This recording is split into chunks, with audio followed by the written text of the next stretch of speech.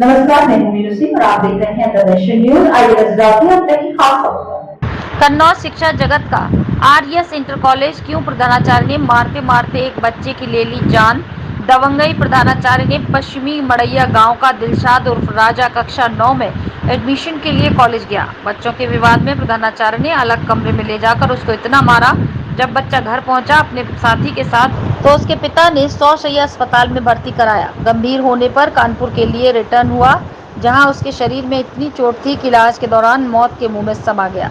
देखना यह है कि किस कानून के तहत प्रधानाचार्य ने उसको इस तरह से पीटा कि उसकी जान चली गई। ये कारनामा पूरे क्षेत्र में दहशत का माहौल बना दिया है। गरीब पीड़ित परिवार में रो रो कर बुरा हाल है। दबी जुबान से लोग आरोपी को फांसी की सजा देने की बात कह रहे हैं। सभी ने इस कार्य की घोर निंदा की है।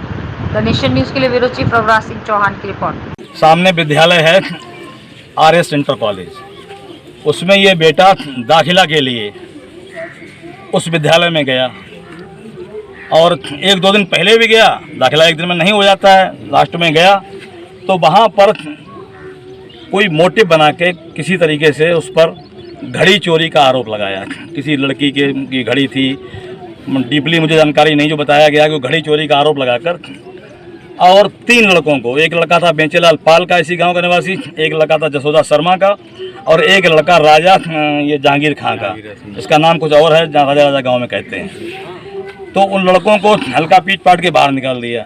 इस लड़के को वो अपने जो विद्यालय का जो कक्ष है, कार्यालय, उसमें ले गए, उसको बंद करके। जो जानकारी मुझे मिली है, मौके पे मैं नहीं था, लेकिन उसको बेरहमी से मारा और पीटा।